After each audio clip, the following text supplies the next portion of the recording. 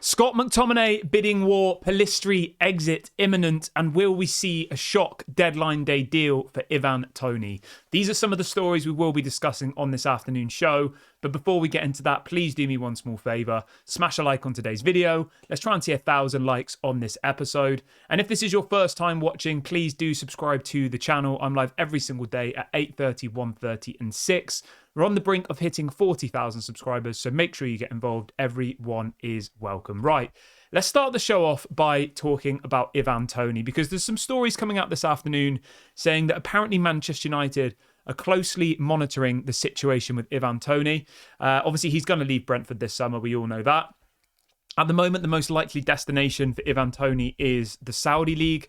Fabrizio Romano came out a couple of days ago saying that apparently Al Ahly have apparently had a bid rejected of £35 million for Toney. I mean, if they got him for £35 million, that would be an absolute bargain, to be fair. Like, I would definitely take Toney for £35 million. But I want you to let me know, should Manchester United be entering the race for Toney?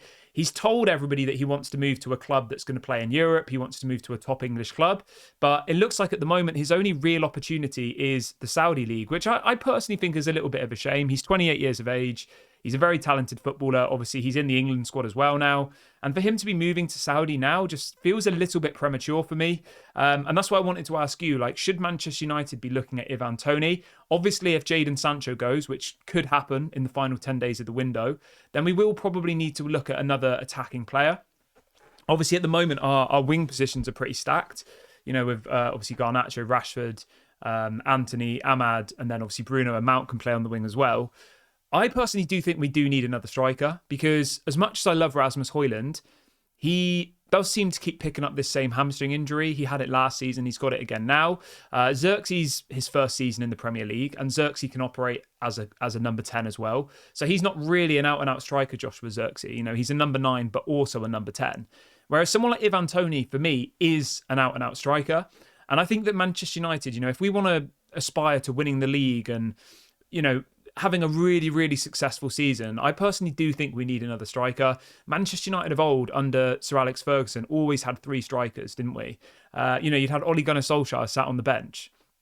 And at the moment, we don't really have that. If you look at the game against Fulham on Friday, you had Bruno playing as a false 9, which I don't think really works that well. And then the only striker you had on the bench was Xerxes. So if Xerxes had started that game, there would have been no strikers on the bench, not a single one. Now, I know people will say, what about Chido Obi Martin?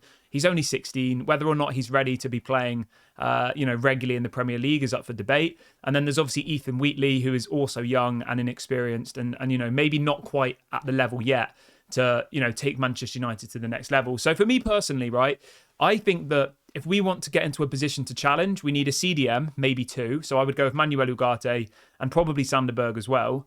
I think we need a striker. Toney could be an option. Jonathan David could be an option. There's plenty of players out there available in the striker position.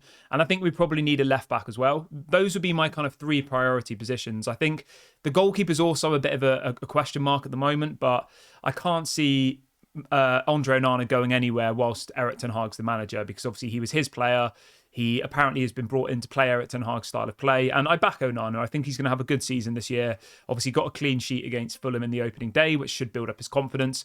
But for me personally, if we want to take that leap into, you know, the top 2, 3, or even first in the Premier League, I still think we need another striker, because Højlund's young and seems to get injured a lot. Xerxes young and first season in the Premier League. And he's kind of like a hybrid number 9/10. We need an out-and-out goal scorer. And someone like Toney, if the offer presents itself of at only 35, 40 million pounds, I think it would be a good deal. He's not on massive wages at Brentford either, around 100 grand a week. Apparently, Toney to join Al Ahly in the Saudi League is asking for 17 million pounds a year, which is absolutely mental. And you can see why he wants to go to the Saudi League. It's about 350 grand a week. Man United would never pay him that, but I would hope that if a Premier League club comes in for Toney, he would actually go to the Premier League and not go to Saudi. But it's one to keep an eye on. Obviously, I'll keep you updated on the channel. But yeah, you can let me know in the comment section, should Manchester United be entering the race for Toney? deal. Somewhere around 35 to 40 million is apparently the kind of fee that would be required.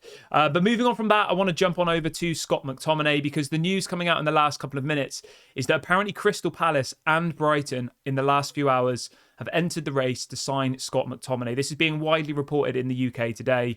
Obviously, Fulham are set to put in a third bid this week. Napoli also keen. Mad. I thought that McTominay was going nowhere, but it looks like now there's a genuine chance, or a strong chance, that McTominay will leave the club before the end of the window. McTominay has been told that effectively he's going to be a squad rotation player. You know, he's going to be on the bench. And if he's willing to just be an impact sub, that's kind of his role for next season. McTominay obviously wants to go and get first team football. He's in his prime now. He's 27, 28 in a couple of months, I believe. So if McTominay wants to kind of continue his career, he does need to go, in my opinion. He needs to go somewhere where he would start every single week. And, you know, McTominay going to a Fulham, a Brighton or a Crystal Palace, that would be his level. He would start for them. He'd probably do really well. There would probably be rival fans saying, why did you let McTominay go? He's done well at Palace. He's done well at Brighton. But I think if Manchester United, again, are aspiring to be, you know, first place, second place, moving on people like Scott McTominay is the sensible decision. He works hard. He's got the right attitude. He's got the right mentality. All of that stuff. He ticks the box. But ability-wise, in the position we need him to play, which is, in my opinion, is a central midfielder, he just doesn't have the quality, I don't think. Further up the pitch, as an impact sub, I think he's an amazing player to have. But yeah, I think, if anything, this is just a positive for Manchester United. You know, the fact that there's now 3 English clubs who want to sign him is only going to bump up his price. And I would now expect McTominay to go for more than 25 million. You know, we've seen Oliver Skipp move from Tottenham to Leicester in the last 24 hours for 20 million plus add-ons. Oliver Skipp barely plays for Tottenham ever. And even when he did play, he was average. McTominay scored, I think, 10 goals last season in the Premier League. He was our second highest scorer. So yeah, I would be hoping to get anywhere between 25 and 40 million for McTominay now. Knowing Manchester United will probably get 25 million, but the point I'm making here is when you've got teams like Napoli, Fulham, Brighton, Crystal Palace all trying to sign him, you would hope that would bump up the price. Where he'll end up, I don't know. The story coming out in the last couple of minutes says apparently McTominay would prefer to stay in the Premier League. Fair enough. I guess it's, you know, moving to a new country, all the rest of it, a new language. Maybe he's not, you know, that keen on that. So yeah, we'll wait and see how that one progresses. Fulham at the moment seem to be the ones leading the race. That was reported by Sky Sports last night that Fulham are set to submit a third bid of Manchester United's asking price, which is 25 million plus add-ons. So we'll wait and see how that progresses over the next couple of days. No hard feelings towards McTominay. I think he's always worked hard. He's never complained.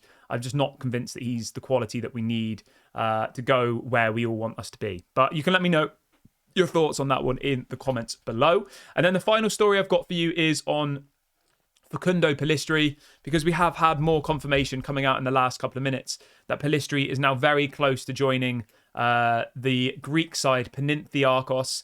This is coming from Fabrizio. He says that apparently the deal will be closed this week. He says it's almost there. Permanent transfer from Manchester United. Apparently the fee will be around 10 million euros, which is very low, I think.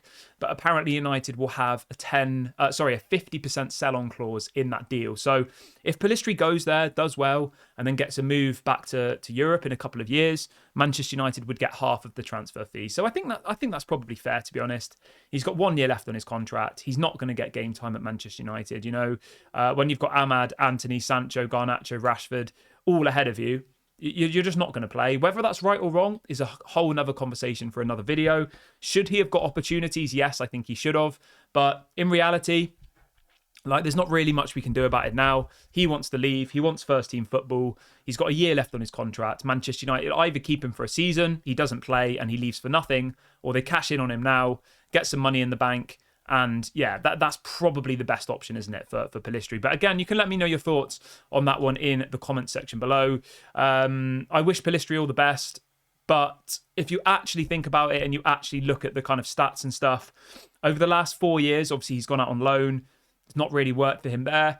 He played 48 times in La Liga and only scored 2 goals, which I don't think is really a great return, is it? That's a goal every 24 games on average.